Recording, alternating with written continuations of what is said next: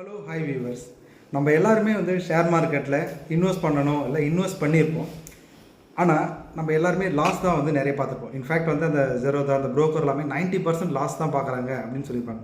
நாம் ஏதாவது ஒரு ஷேரை பார்த்து இன்வெஸ்ட் பண்ணோன்னா அப்போ தான் அந்த ஷேர் அதில் பாதாளத்துக்கு போயிடும், நம்மளுக்கு பெரிய லாஸை கொடுக்கும். சரி, இந்த ஷேரை விற்றுடலாம் அப்படின்னு சொல்லிட்டு நம்ம விற்றோம்னா அந்த ஸ்டாக் விலை எங்கேயோ ஏறி போயிடும். ஸோ இன்ஃபேக்ட் பார்த்தா நம்மளுக்கு கடைசியாக மிஞ்சிறது நஷ்டம் மட்டும்தான் மிஞ்சும். நம்மளால் எல்லோரும் சொல்கிற மாதிரி 10 மடங்கு 20 மடங்கு நம்ம வாரன் பஃபர்ட் அளவுக்குலாம் போக தேவையில்ல. நம்மளால் 10 மடங்கு 20 மடங்கு இந்த மாதிரி கூட நம்மளால் அது ஒன்று கூட நம்மளால் பார்க்க முடியாது. ஸோ இப்படி ஏன் எல்லாருமே அதாவது ஒரு 10% மாரி தான் அச்சீவ் பண்ணுறாங்க, 90%ஆல் ஏன் இதை அச்சீவே பண்ண முடியல? ஸோ இப்போ இதுக்கெல்லாம் நம்ம எப்படி இதை பார்க்குறோம், எப்படி இதை அனலைஸ் பண்ணி பண்ணுறோம் அப்படின்ட்டு தான். ஸோ இப்போ ஒரு ஸ்டாக் மார்க்கெட்டில் நம்ம எப்படி இன்வெஸ்ட் பண்ணணும் அப்படின்னு தெரிஞ்சுக்கிறதுக்கு முன்னாடி எப்படிலாம் இன்வெஸ்ட் பண்ணக்கூடாதுன்றது தெரிஞ்சுக்கணும். அதுதான் நம்மளை கைட் பண்ணணும் அப்படின்றத பார்க்கணும். ஸோ இப்போ அந்த டிப்ஸ் என்ன அப்படின்னு நம்ம பார்த்தோன்னா அதுதான் நம்மளை இந்த லாஸ்லேருந்தே நம்மளை காப்பாற்றுன்னு பார்க்குறோம். ஃபஸ்ட்டு ஸ்டாக் மார்க்கெட்டுன்றது என்ன அப்படின்னா ஒரு லாட்ரி டிக்கெட்லாம் கிடையாது அப்படின்றத நம்ம தெரிஞ்சுக்கணும். இன்றைக்கி வாங்கினோடனே நம்மளுக்கு லக் அடிச்சிடும் அப்படி நம்ம இதை வச்சு ஒரு பெரிய கோடீஸ்வரன் ஆகிடலாம் அந்த மைண்ட் செட் இருந்துச்சுன்னா நம்மளால் இதை ஜெயிக்கவே முடியாது. ஸோ அப்போ ஷேர் மார்க்கெட்டை பொறுத்தளவுக்கு, ஸ்டாக்ஸை பொறுத்தளவுக்கு இது ஒரு லாட்ரி டிக்கெட்லாம் கிடையவே கிடையாது அப்படின்றத பார்க்கணும்.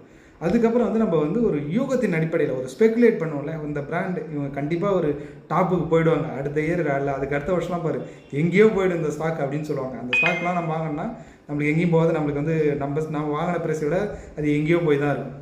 ஸோ அப்போ என்னென்னா ஒரு ஸ்பெக்குலேஷன், ஒரு அனுமானத்தின் அடிப்படையில் நம்ம எந்த ஒரு ஸ்டாக்குமே வாங்கக்கூடாது அப்படின்றதான். ஸோ அப்படிலாம் நம்ம வாங்கினா என்ன ஆகும் அப்படின்னா இதனால் அதுக்கடுத்து இதை விட்டுட்டு அடுத்த ஸ்டாக் மாறி மாறி சேஞ்ச் பண்ணினே இருப்போம்ல. இதனால் யாருக்கு பெனிஃபிட்னு கேட்டோன்னா கண்டிப்பாக நம்மளுக்கு கிடையாது. இதை இந்த புரோக்கர்ஸ் இருக்காங்களே அவங்களுக்கு தான் இதனால் பெனிஃபிட் இருக்கும் அப்படின்னு அர்த்தம். ஸோ இப்போ நம்ம எப்படி இது பண்ணணும் அப்படின்னா இந்த ஸ்டாக் மார்க்கெட்டை பொறுத்த அளவுக்கு அதாவது இதோட ப்ரைஸுன்றது கம்மியான அது ஒரு பெரிய விஷயமே கிடையாது. நம்ம எல்லாருமே என்ன பார்ப்போம், 52 வீக் லோவில் இருக்கா வாங்கிக்கலாம் இந்த ஸ்டாக்கை அப்படின்னு நினச்சிக்கலாம் வாங்குவோம். ஸோ அதெல்லாம் ஒரு விஷயமே கிடையாது. அதை தாண்டி நிறைய ஹோம்ஒர்க் பண்ணணும் அப்படின்றது தான். ஸோ இதுக்கு என்னென்னா இப்போ ஷேர் ப்ரைஸ் எனக்கு ஒரு 10 நாள் பார்க்கவே முடியாது அப்படின்னா கூட நீங்கள் அமைதியாக இருப்பீங்க அப்படின்னா நீங்கள் இன்வெஸ்ட் பண்ணலாம். ஸோ அந்த மாதிரியான ஸ்டாக்கை தான் நம்ம சூஸ் பண்ணணும். ஸோ அதே மாதிரி இப்போ இதெல்லாம் இன்வெஸ்ட் பண்ணக்கூடாது தப்பு தானே நம்ம பேசிகிட்டு இருக்கோம். ஸோ அப்படி பார்க்கும்போது இப்போ ஒரு இமீடியட்டாக 2 வருஷத்தில் எனக்கு ஒரு பணம் தேவைப்படுது, அந்த பணத்தை தான் கொஞ்சம் கொஞ்சமாக சேமித்து வைக்கிறேன்னு வச்சுங்களேன்.